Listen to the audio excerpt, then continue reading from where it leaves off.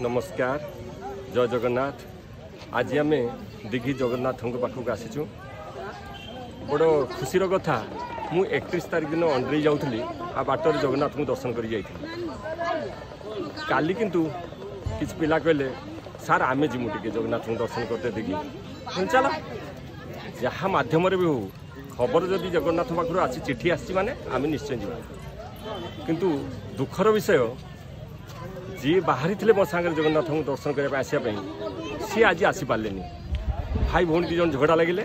ता माँ कहले जगन्नाथ दर्शन बंद जापरि आउ के जीव आज जीवन आउ एकिटिया जेहेतु कथा देती जगन्नाथ को आसबी बोली मुझे आसी पहुँचली देखी आउ सत कथा हूँ 31 तारीख में एतिकी जनसमागम नथिले आज जिते जनसमागम आज रविवार